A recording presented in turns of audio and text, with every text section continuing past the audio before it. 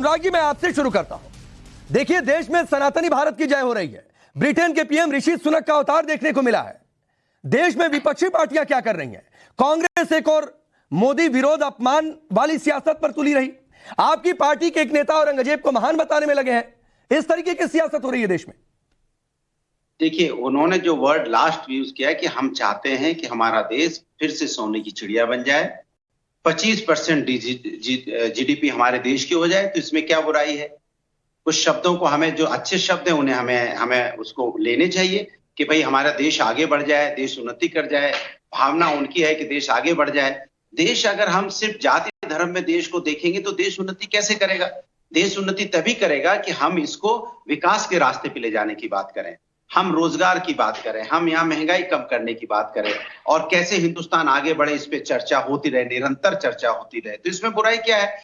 हर चीज को अगर हम जाति धर्म से जोड़ने लगेंगे तो देश कैसे आगे बढ़ेगा?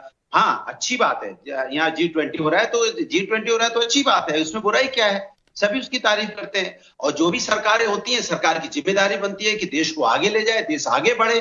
तो हमारा अगर ये मानना है कि अगर यहाँ पे महंगाई कम हो जाए, अगर यहाँ की जीडीपी ग्रोथ बढ़ जाए, अगर अर्थव्यवस्था मजबूत हो जाए, हम विकास के और ज्यादा रास्ते पे चल पड़े, हमारे हंगर जो हमारा इंडेक्स है उसमें और हम और उसकी सुनिए अनुराग जी, आपने 1.5 मिनट करीब करीब बोला। आप सुनिए, उन्होंने औरंगजेब को महान बताया, कहा कि औरंगजेब आया तो 25% जीडीपी थी। साहब, 25% जीडीपी थी इसलिए औरंगजेब आया। ये देश पहले से सोने की चिड़िया था। ऐसा नहीं था कि ये देश कंगाल था, औरंगजेब का आओ इस देश को महान बनाते हैं, सोने की चिड़िया बनाते हैं। तो आप भी समझते हैं कि एससी हसन के कहने का क्या मतलब है? टारगेट कहां पर है? आप बोल रहे हैं, देखिए, देश हमारा सोने की चिड़िया था। हाँ, सोने की चिड़िया है। औरंगजेब ने नहीं बनाया। ये भी ऐड करिए कि औरंगजेब ने नहीं बनाया, कोई योगदान नहीं उसका। अच्छा, बोल लीजिए, मैं बोल लिया, आपने अपना हल्ला मचा लिया। मैंने कहा कि सोने की चिड़िया था, सोने की चिड़िया है, सोने की चिड़िया रहेगा, क्योंकि हिंदुस्तान एक मजबूत देश है।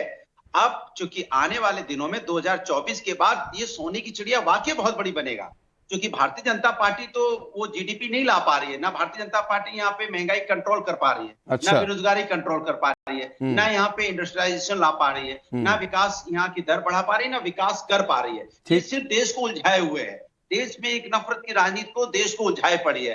आपस में देखिए, अभी हम लोग डिबेट 1 घंटे तक क्या करेंगे? धर्म जाति, धर्म नहीं, कोई धर्म जाति नहीं करेंगे भाई। अनुराग जी, कोई धर्म जाति मैं नहीं कर रहा हूं, कोई धर्म जाति नहीं कर रहा हूं। मेरा सवाल G20 को लेकर ही था कि इस देश में G20 की तारीफ हो रही है, तो तारीफ ही करते हसन साहब को औरंगजेब क्यों याद आने लगा? अभी तक 1 घंटा तक उसी में आप उलझाए रखेंगे। मैं बिल्कुल नहीं उलझाऊंगा। चलिए, मैं शहजाद के पास जा रहा हूं। मैं नहीं उलझा रहा हूं। आपको लगता है कि मैं आपसे सवाल करके उलझा रहा हूं इस पर, तो मैं औरंगजेब का सवाल छोड़ देता हूं। मैं छोड़ देता हूं अनुराग जी, आपकी बात मानकर। रुक जाइए शहजाद पूनावाला, रुक जाइए, आपकी बातों का मैं जवाब लेता हूं। ये कह रहे हैं कि आप देश को उलझा रहे हैं, तो G20 करके आप उलझा रहे हैं, गरीबों के आशियाने को ढक दिया, उलझा रहे हैं, जीडीपी आप ठीक नहीं कर पा रहे हैं। ठीक है शहजाद, देखिए, जवाब लीजिए, फिर मैं आऊंगा। हैरानी की बात यह है, ये बोलने नहीं देंगे। आप सुनिश्चित कराइए कि मेरी आवाज। अनुराग जी सर, थोड़ा थोड़ा करके आपने बोला। अब आपके जो पॉइंटर्स थे मैं उसी पर जवाब ले रहा हूं। जवाब सुन लीजिए, फिर काउंटर करिएगा। रनिंग कमेंट मत कीजिए, मैं 2 मिनट बोल लो, 2 सेकंड अच्छा, चलिए 10 कितनी देर बोलने के बाद 20 मिनट के शो में रुक जाइए, 6 मिनट बोलेंगे तो फिर राकेश जी मुझे माफ कीजिए, मेरी पार्टी और किसी को दे दीजिए। नहीं, आप प्लीज से करवा दीजिए चर्चा। चलिए, शहजाद की आवाज होने जा रही है। शुरुआत में इतना लंबा बोला उन्होंने, उसके बाद अगर और 2 मिनट उनको चाहिए, उनका तरीका ही है। आप अपनी बात रखिए। हाँ, तो मुझे लगता है कि पहले तो जिनको नाली साफ करने की जिम्मेदारी नहीं दे रही है यूपी की जनता, उनसे आप G20 पर चर्चा करवा रहे हो। इनको लखनऊ म्युनिसिपल कॉर्पोरेशन में इनको सारी सीटें हरा दी। इनकी क्या मतलब बौद्धिक स्तर है इनका कि G20 पर चर्चा करें? चलिए छोड़ देते हैं। अब इनके कमेंट्री में देखिए क्या बोलते हैं। ये बोलते हैं कि देखिए, अब तो ये बंटवाने वाली बात करेंगे, नफरत वाली बात करेंगे। तो औरंगजेब इनके लिए शांति और अमन का मसीहा है। औरंगजेब की बात करना शांति और अमन का ये मसीहा है। कभी दारा शिकोह के बारे में बोला है इन्होंने? केवल औरंगजेब इनको क्यों अच्छा लगता है? क्योंकि औरंगजेब की औलादें हैं। अब देखिए ना, राजनीतिक औलादें नहीं होती तो औरंगजेब जिजिया लगाता था, औरंगजेब तलवार के माध्यम से कन्वर्जन करवाता था, सनातन समाप्ति के लिए मंदिरों को तोड़ता था, और औरंगजेब के जो वंशज है, जो चरित्र और कपड़े दोनों में औरंगजेब की तरह ही पेश आना चाहते हैं। वो देखे किस प्रकार की बातें करते हैं कि सनातन समाप्त हो जाना चाहिए, सनातन इरेडिकेट हो जाना चाहिए, हिंदू का जन्म कहां से हुआ ये बताइए, ये परमेश्वर जी कहते हैं, इनके नेता कहते हैं हिंदू धर्म धोखा है। आरजेडी और समाजवादी पार्टी रामचरितमानस को लेकर किस प्रकार की टिप्पणियां करती है। तो एक प्रकार से देखिए लगातार वो डिस्टर्ब कर रहे हैं, लगातार उनकी आवाज नहीं प्रॉपर होने जा रही है, मुझे यहाँ पर डिस्टर्ब हो रहा है, आवाज जा रही है। प्लीज अनुराग जी प्लीज रुकिए।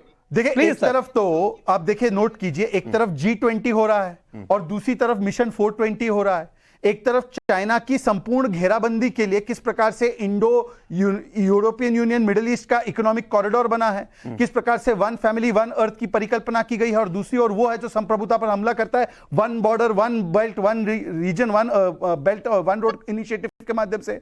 एक तरफ है कि हम लोगों ने किस प्रकार से पूरी दुनिया में एक संदेश दिया है वसुधैव कुटुंबकम का, वन फैमिली वन अर्थ। इनका तो पूरा फैमिली, इसमें एक ही फैमिली में अर्थ देखते हैं।